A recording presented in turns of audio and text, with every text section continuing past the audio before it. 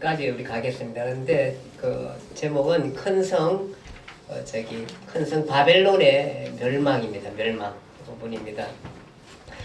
자, 그 교재인 5번에 보면은 그러나 로마 제국 무너지고야 만다 황제들 멸망한다. 이게 뭐냐 하면은 바벨론의 왕들입니다. 다 멸망하게 되는 것을 얘기하고 있습니다.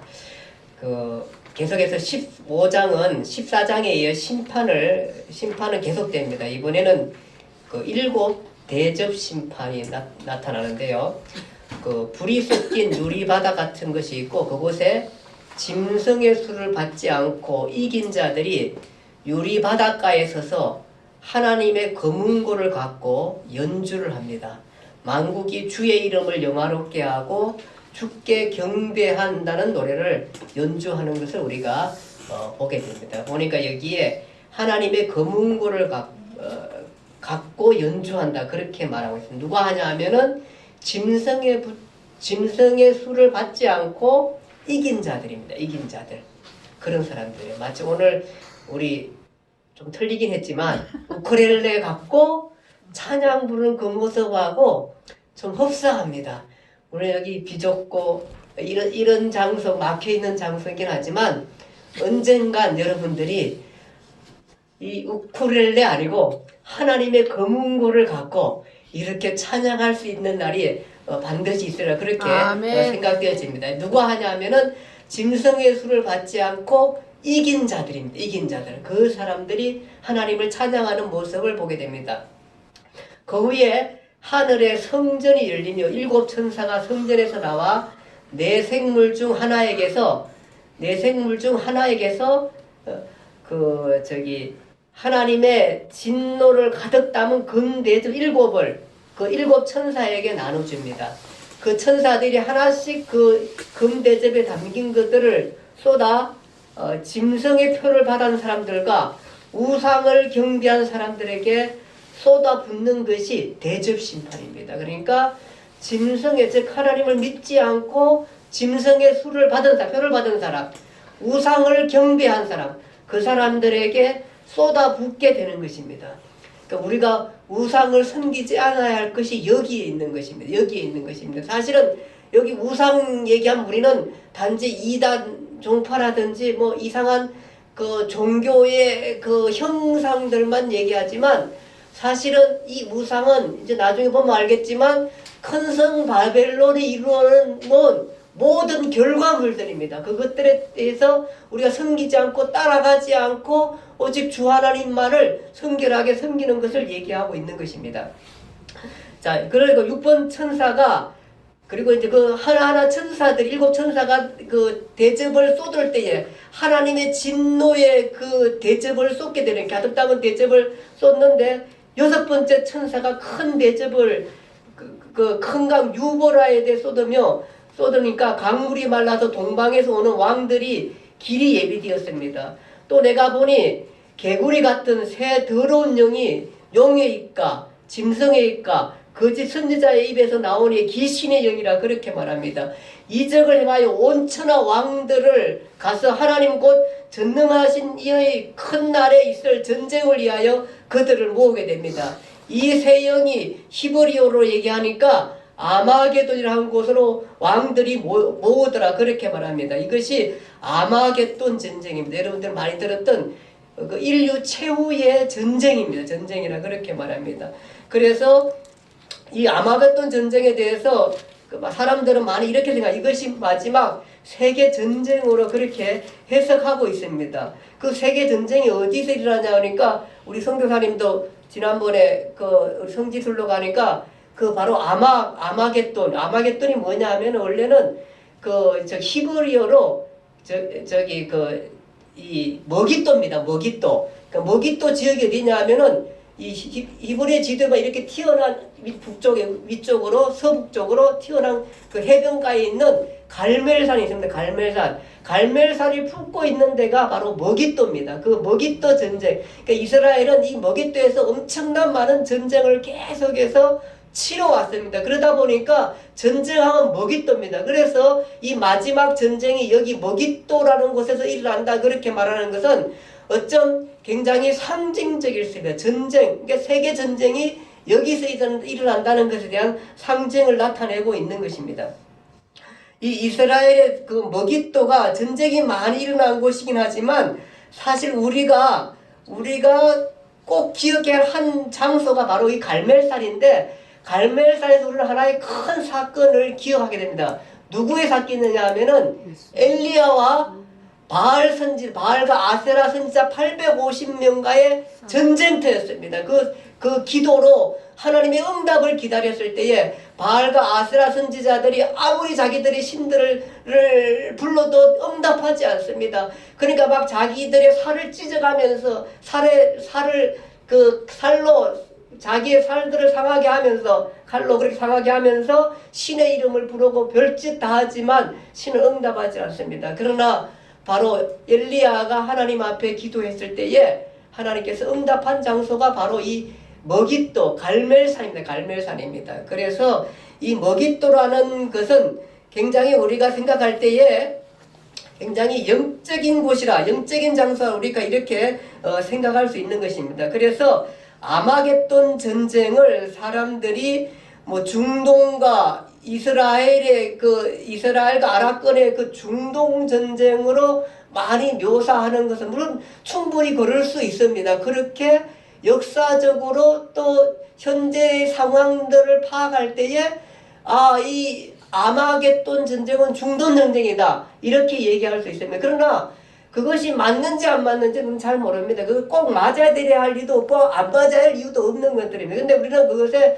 굉장히 많이 이렇게 될 거라 아예 단정을 하고 있는데, 많은 사람들이 해석들이 다른, 어떤 사람들은 남한과 북한이 아마겟돈 전쟁 마지막 전쟁이래요. 왜냐하면은 미국을 중심으로 해서 남을 돕고 중국을 중심으로 해가지고 북한을 돕고 이래가지고 전쟁이라면 세계가 망한다, 또 이렇게 해석하는 사람도 있거든요. 물론 여기가 머깃도다 보니까 좀 더 괜찮은 해석이 어쩌면 이스라엘 지역일 수 있습니다. 중동 지역에 이스라엘이 지금도 계속 아랍권과의 계속 분쟁 지역이지 않습니까? 남한과 북한이 분쟁 지역이듯이 이스라엘도 분쟁 지역입니다. 분쟁 지역이라서 그렇게 해석들을 하기도 합니다. 어쨌든 간에 그런 해석은 맞을 수도 있고 안 맞을 수도 있고, 다음에 또 다른 데서 전쟁이 일어날 수도 있고 뭐 이럴 수도 있겠다 생각을 합니다. 근데 어쨌든 이스라엘에 있는 사람들은 다 어디라 하면 바로 이스라엘의 이스라엘과의 전쟁이 3차 세계 대전으로 바로 최후의 전쟁, 아마겟돈 전쟁이라 이렇게 해석들을 하는데, 글쎄 이게 뭐 거의 어쨌든 잘 해석한 건 맞아요. 이게 왜냐하면은 아마 일어나면 거기서 일어나지 않을까, 우리가 그렇게 예측을 충분히 할 수 있는 그렇게 생각하기도 합니다. 그러나 사실 우리가 얘기하는 여기에 전쟁의 1차적인 해석은 바로 뭐냐 하면은, 아마겟돈의 전쟁은 성도가 세상과의 영적 전쟁으로 이해하는 해석이 가장 정확한 해석입니다.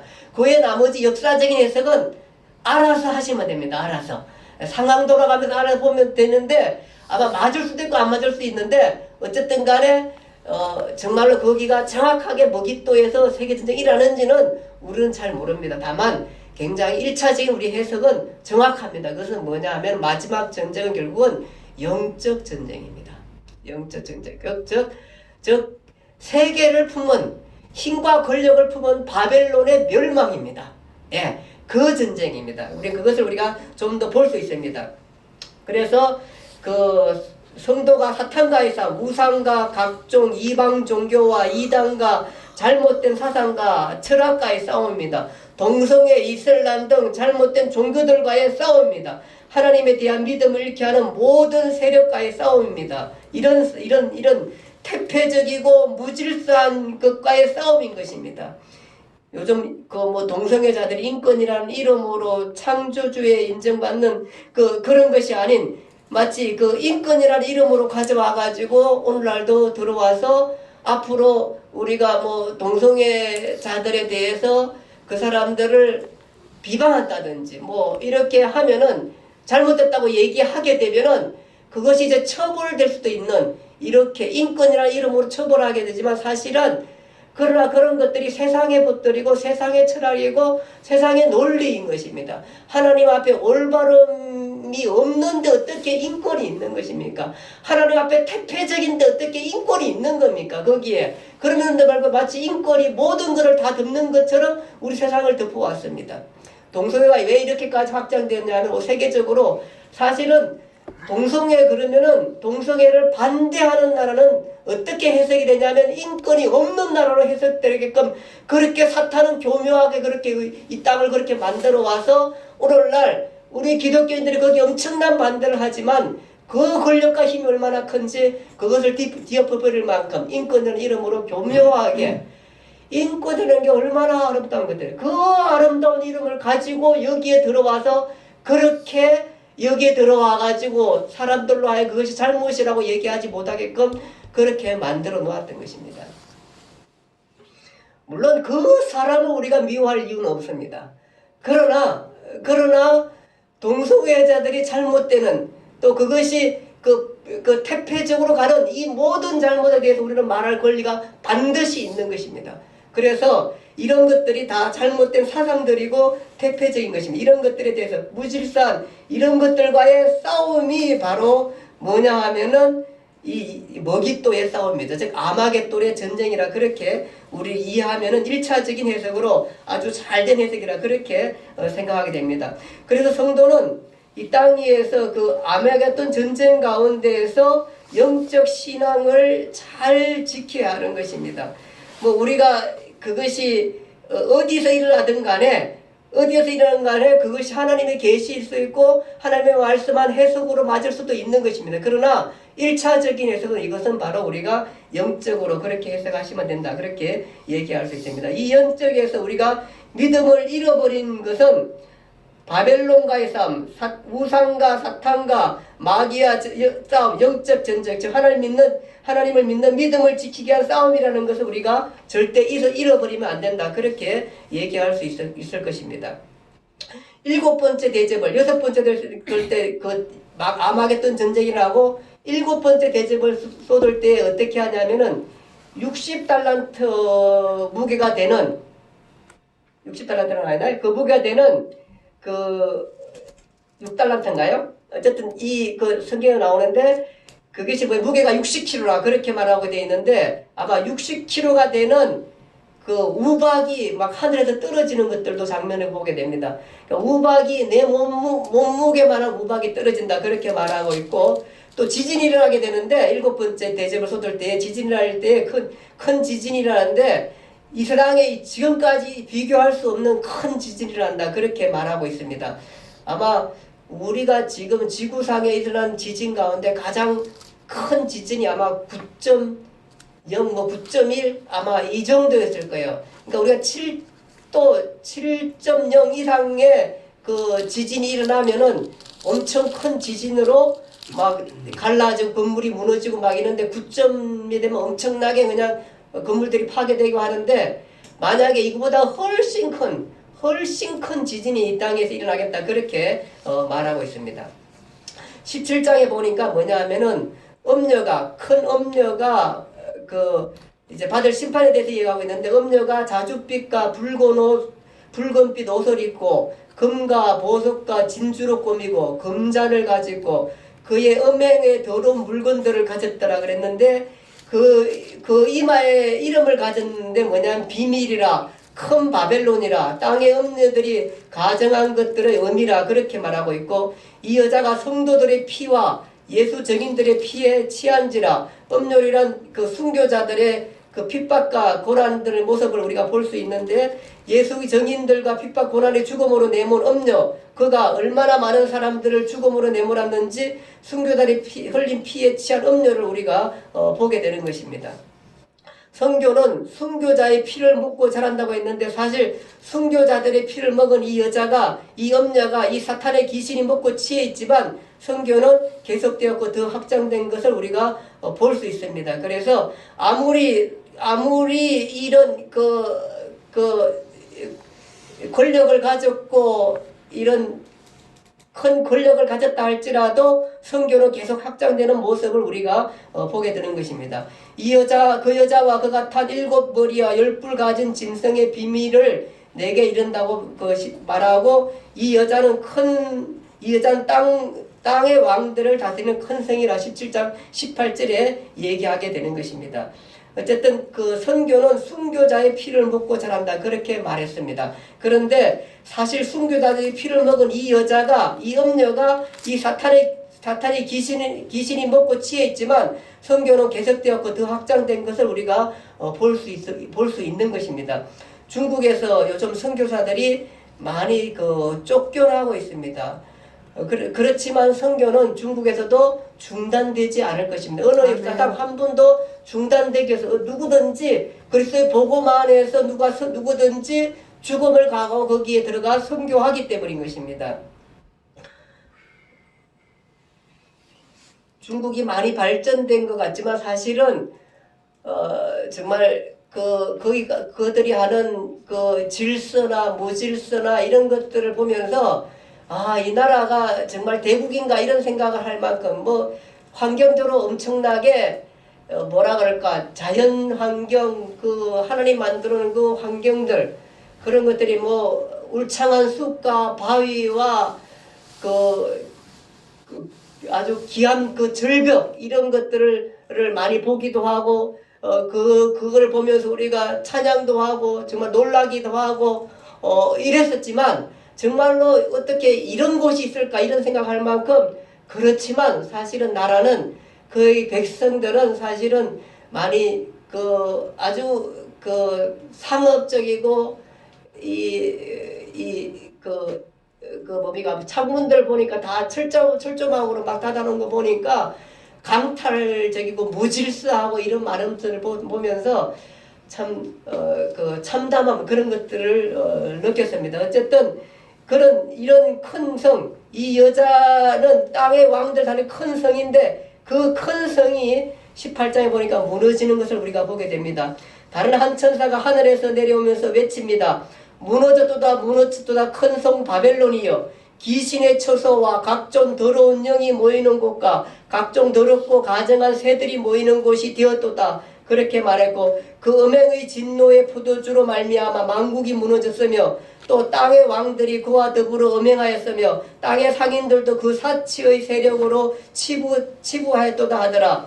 큰 성 바벨론을 중심으로 세상의 권력과 돈과 향락이 넘쳐났습니다. 부와 권력이 가져온 세상입니다. 사실 오늘날 우리 갖고 있는 이 세상, 이 권력, 돈으로 안 되는 세상인 것입니다. 권력이 얼마나 무섭습니까? 부가 얼마나 큰 권력을 갖습니까? 사람들이 만드는 세상의 위험이 얼마나 큰지 우리는 알 수 있습니다. 그것이 모두가 바벨론이 만들어낸 것입니다. 바벨론이 만들어낸 것입니다. 상인들이 온갖 무역을 만들어냈고 여기에 돈과 권력과 향락이 가득 찼고 금과 은과 진주와 옷과 온갖 보석이 가득 찼고 온갖 맛난 음식들이 가득 찼고 온갖 잘생긴 남성과 여성들과 무의들이 가득 찬 곳이 어디냐면은 바벨론이 품은 세상인 것입니다. 온갖 종교와 온갖 사상과 온갖 철학과 온갖 기술과 온갖 문화들이 가득 찬 곳입니다. 동성애와 우상과 음란과 가증함과 쇼와 거짓과 속임과 배신과 강탈이 가득 찬 곳이 바로 어디냐면은 바벨론의 세상인 것입니다. 온갖 권력과 권위와 무자위와 살인과 간음과 비열함이 가득 찬 몰인정이 가득한 세상이 어디냐면은 이 바벨론입니다. 바벨론. 근데 그 바벨론이 무너졌다는 것입니다. 금과 은과 보석과 진주와 세마포와 자주옥감과 비단과 붉은 옷감과 각종 향복과 각종 사과 그릇이요 값진 나무와 구리와 철과 대리석으로 만든 각종 그릇들이 가득 찬 곳, 계피와 향료와 향과 향유와 유향과 포도주와 감람료 고운 밀가루의 밀이요 소와 양과 말과 수레와 종들이 사람의 영혼들이라 이런 것들이 가득 찬 곳이 어디냐면은 바벨론의 세상인 것입니다. 옷감과 진주와 비단과 금과 은과 이런 것들이 뭐가 잘못이 있습니까? 그것이 뭐 잘못입니까? 그것이 얼마나 아름답고 좋은 것들입니까?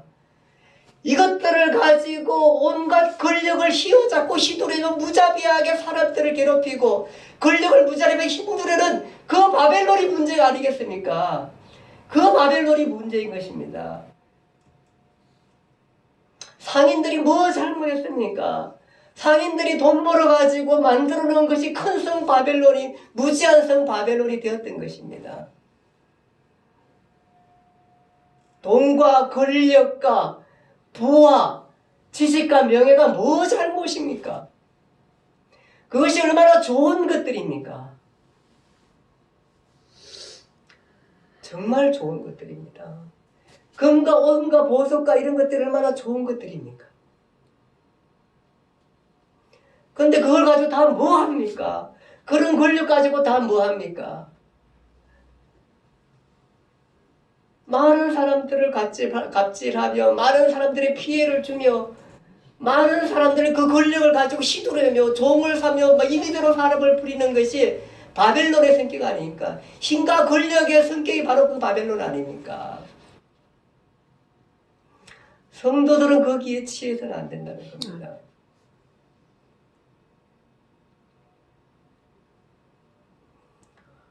그거 정말로 좋은 것들이고 그거 정말로 많은 사람들을 구원하고 많은 사람들을 의로운 데 이끌고 많은 사람들이 영향력을 미칠 수 있는 그런 것들입니다. 정말 좋은 것들입니다. 그거 내가 좀 사용했다고 문제될 게 뭐가 있습니까? 괜찮습니다. 괜찮습니다.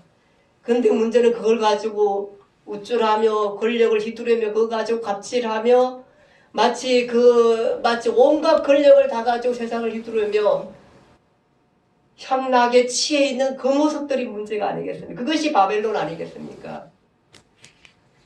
그래서 마지막 전쟁은 바로 뭐냐 하면 힘과 권력, 제약이 탄생해서 만들어 놓은 힘과 권력의 그 엄청난 거리와 그들이 만드는 성과 그들이 만드는 권력들, 이런 것들과의 싸움이라는 거예요. 이것이 무너지는 것이 바벨론이 무너지. 그 모든 것들을 품은 잘못된 철학, 사상, 퇴폐적인 문화, 그들의 위협, 이런 것들, 그들의 권력, 이 모든 것들을 품은 것이 바벨론입니다. 바벨론. 그것을 가지고 그리스도의 복음을 위해서, 하나님의 영광을 위해서, 그것을 가지고 하나님의 아름다운 일들을 위해서 써야 할 그 많은 권력들을 가지고 마치 자기의 소유물로 삼고 사람들을 임의로 부리고 갑질하고 사람들을 어렵게 취하고 만들어버리게 하는 그런 데 써버렸던 그 바벨론의 권력이 무너진 것입니다. 18장 16절에 보니 이르되 화이토도 큰 성이여 세마포 옷과 자주옷과 불꽃을 입고 금과 보석과 진주로 꾸민 것인데 그러한 부가 한 시간에 망하였도다.